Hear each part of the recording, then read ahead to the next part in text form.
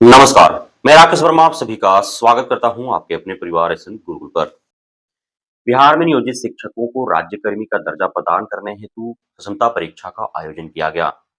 क्षमता परीक्षा फेज 1 की परीक्षा आज से 1 वर्ष पूर्व लिए गए थे और अब जाकर के काउंसलिंग कराने के उपरांत योगदान करा लिया गया है।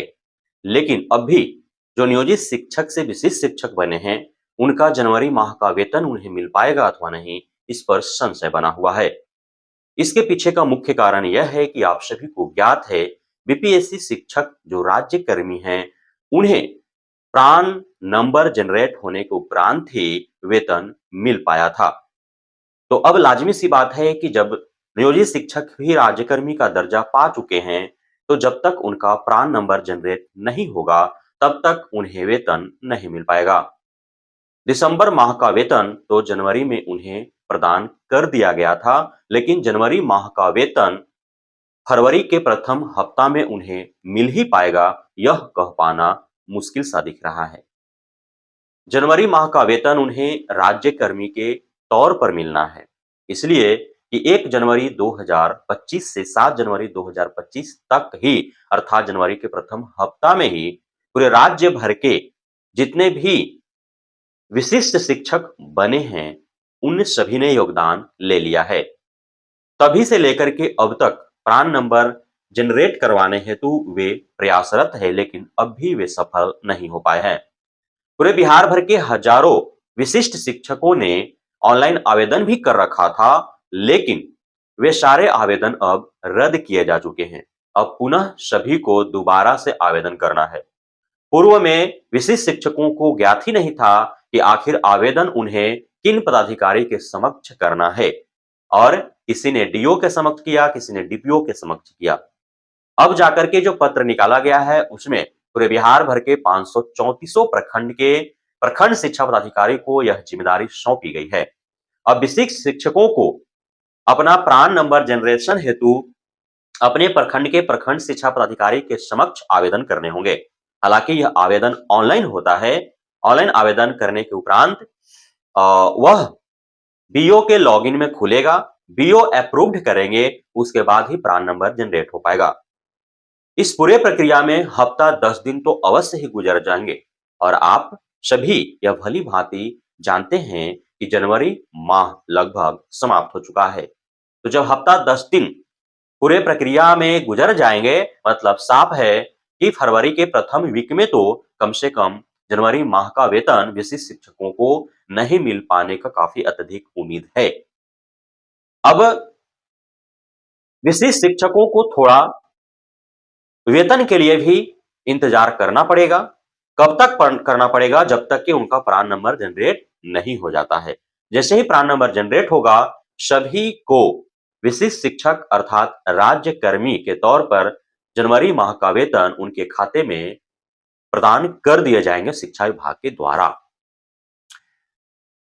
अन्य कई खबरें हैं शिक्षा विभाग से जुड़े हुए, जैसे कि अभी 1 फरवरी से +2 बोर्ड एग्जामिनेशन होने हैं, और जो बोर्ड एग्जामिनेशन होने हैं, उसमें पूर्व में यह कहा जा रहा था कि जूता मोजा पहन करके परीक्षार्थी जो हैं वो परीक्षा केंद्र पर नहीं प्रवेश पा सकेंगे, लेकिन अब ठंड को देखते हुए अनुमति प्रदान कर दी गई है। सारे परीक्षार्थी जो है जूता मोजा पहन करके वे परीक्षा केंद्रों पर परीक्षा के लिए जा पाएंगे। वहीं दूसरी बड़ी खबर है कि पूरे राज्य भर में अब तक मात्र 50% छात्र छात्राओं का ही आपार कार्ड बन पाया है, जबकि बारंबार शिक्षा विभाग के द्वारा तमाम सरकारी विद्यालयों को दिशा निर्देशित किया जाता रहा है कि यथाशीघ्र सभी छात्र छात्राओं का आपार कार्ड बनाया जाए, लेकिन अब भी 50% छात्र छात्राओं का आपार कार्ड नहीं बन पाया है।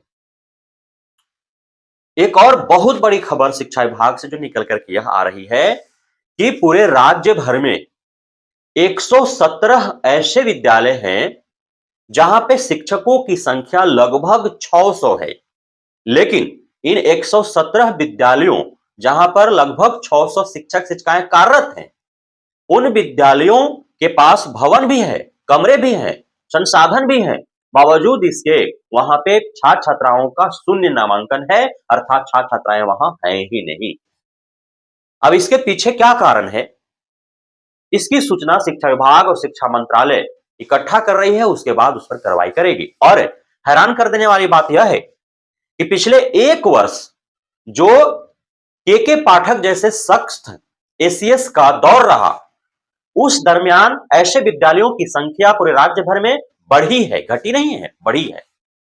और पूर्व से ही इस प्रकार के जो विद्यालय थे, उन विद्यालयों में जो नए शिक्षक बहाल हुए, उन शिक्षकों को भी वहां पदस्थापित किया गया, जबकि पूर्व से ही उन विद्यालयों में नामांकन शून्य था और विद्यालयों की संख्या लगभग 86 बढ़ी पिछले 1 वर्ष में। जहां भी शिक्षकों की पदस्थापना हुई, नए नवेले शिक्षक वहां योगदान लिए, लेकिन वहां पे बच्चे नामांकित नहीं हो पाए। अन्य तमाम प्रकार के पूरे बिहार भर के जो सरकारी विद्यालय हैं, वहां पेयजल की सुविधा उपलब्ध कराने हेतु, वहां पे बेंच डेस्क की सुविधा उपलब्ध कराने हेतु, नए कक्षाओं के निर्माण हेतु, कैंपस निर्माण हेतु, अन्य साधन संसाधन उपलब्ध कराने हेतु शिक्षा विभाग के द्वारा रिपोर्ट तैयार करवाई जा रही है। और उसके बाद पुनः एक दौर आरंभ होगा और पूरे बिहार भर के सरकारी विद्यालय जो इन संसाधनों से वंचित हैं, उन्हें सारे संसाधन उपलब्ध कराए जाएंगे। इस प्रकार के तमाम खबरें शिक्षा विभाग से निकल करके आ रही है। अब चूंकि नया सत्र आरंभ होने वाला है, अभी फरवरी माह में ही +2 बोर्ड का एग्जामिनेशन हो जाएगा। उसके बाद फरवरी के मध्य फरवरी के बाद जो है वो 10वीं के बोर्ड एग्जामिनेशन हो जाएंगे और तदुपरांत जो है नए कक्षाओं का आयोजन होगा, नया सिलेबस जो है आरंभ किए जाएंगे। उससे पूर्व सारे सरकारी विद्यालयों में कक्षा प्रथम से 12वीं तक के छात्र छात्राओं को पुस्तक उपलब्ध कराने एवं सभी विद्यालयों में साधन संसाधन उपलब्ध कराने और तमाम कमियों खामियों को दूर करने का प्रयास शिक्षा विभाग के द्वारा किया जा रहा है। बहुत बहुत धन्यवाद आप सभी साथियों का हमारे साथ जुड़े रहने के लिए, बने रहने के लिए, इतना प्यार देने के लिए, हम पे भरोसा बनाए रखने के लिए।